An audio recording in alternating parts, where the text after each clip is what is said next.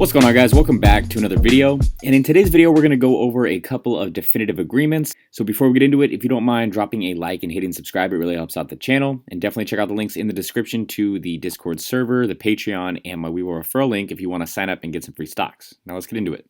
All right, so first up is ticker symbol NSH. They have a definitive agreement with Spire Global, which is a provider of space-based data and analytics. In 2021, they're projecting $70 million in revenue. In 2022, $145 million in revenue, so seeing some nice growth there.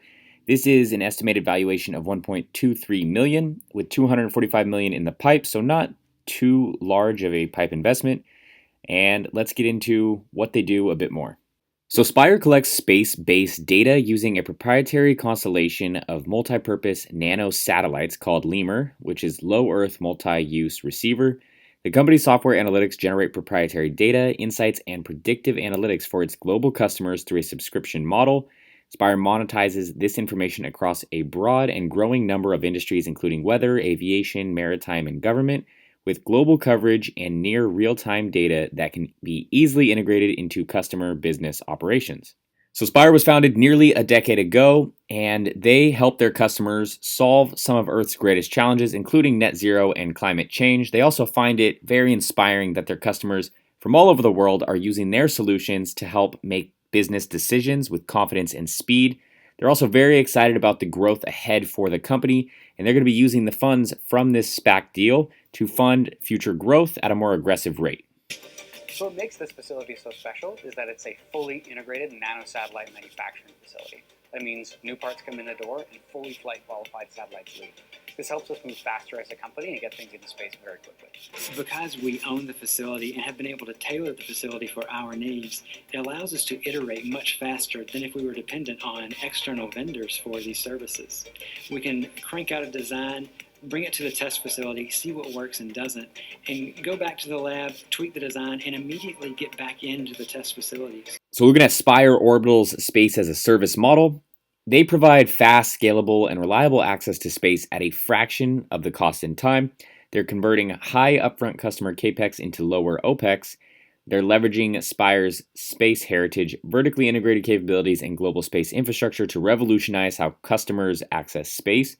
And they have a consistent launch schedule, an in-house nanosat design and assembly, which allows customer sensors to go from design to launch ready in 3 to 6 months. And you can see on the left there, they are much cheaper, and they have a higher flexibility, higher use of modern tech, higher resilience, and quicker time frame. So a cool slide I thought that was in their presentation I wanted to share is how they bring value to different customers of theirs, no matter what sector they're in. So for maritime, they're going to improve their voyage optimization by including Spire Maritime products, which reduces GHG and TCE emissions, as well as, helping them manage their real-time ship and cargo capacity. Aviation, they are going to be providing comprehensive air traffic data that Satavia utilizes to enable live monitoring and live updates on virus importation risk. Then for weather, they're going to utilize AIS tracking and weather data to locate vessels and better manage external risk factors. Then lastly, for orbital services, Five Eyes National Intelligence Office receives access to encrypted RF sensing capabilities on orbit within 10 months of signing a contract. And then we go down here, you can see their blue chip customer base. So the names that stand out to me right away, Arion, we just talked about them recently. They might be going public through Spac. That's a rumor right now.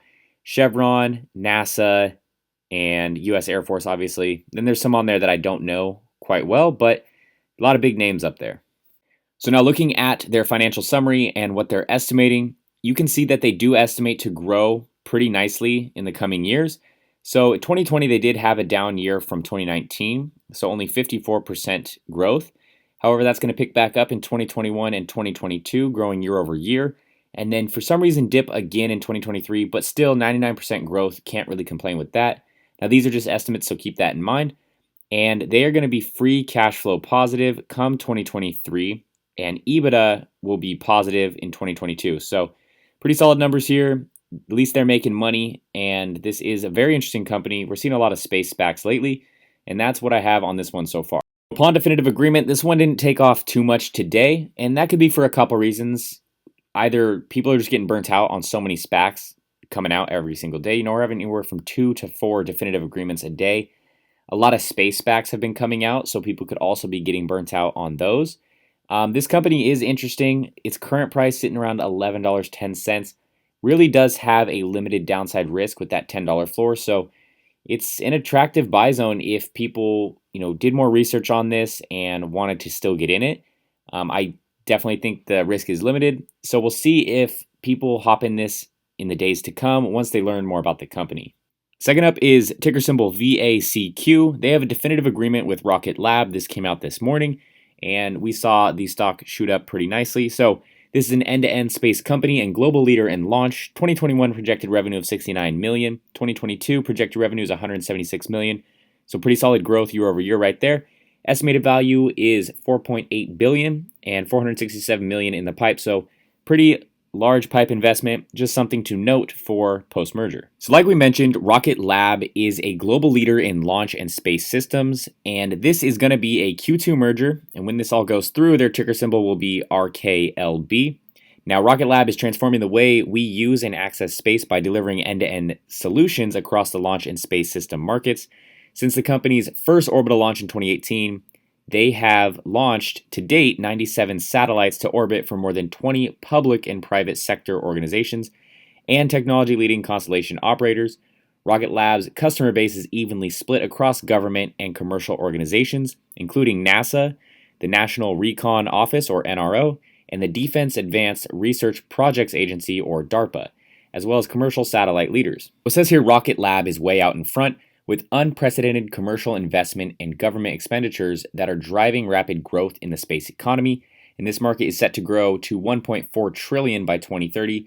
And we know that everyone is super invested into space, and that's only going to get bigger in the years to come. And they are one of only 2 commercial companies delivering regular access to orbit. They're a strong first mover, and they have an advantage in the small launch category. They have missions scheduled to the moon and Mars for NASA. They're uniquely positioned to access expanding space applications, so they do have a large TAM. Their current bookings for 2021 represent 90% of their $69 million forecast revenue, showing 96% year-over-year growth. EBITDA is going to be positive in 2023 and cash flow positive in 2024, so those are great numbers right there. And then they're forecasting crossing $1 billion revenue in 2026. So like we said, this is just going to be a rapidly growing industry once we really tap into it in the next coming years. The Electron rocket defined a number of industry firsts. First carbon fiber rocket to orbit, in fact. Somebody told me once that was going to be impossible. And it's reusable. But then there's the engines. The Rutherford rocket engine, the very first 3D printed rocket engine ever to go into orbit. But in fact, also the very first electric pump cycle rocket engine ever produced. So a lot of people did like this one upon the definitive agreement, up almost 40%. Still under $15 though, so not too overextended, but we'll see how it does in the coming days and weeks. Does it pull back, or do people catch on to this one and push it higher? I see this one gaining momentum, but it'll just be on watch for now. I'm also really curious to see what makes it an ARK's space ETF. I may leave the space sector up to them to pick for me, just because there are so many space stocks and SPACs out right now, so picking the exact winner could be a bit tough at the moment, so I'm going to be on watch for that new ETF from them. But I hope you guys enjoyed the video. Let me know what you think about these two below. Please like and subscribe, and have a good one.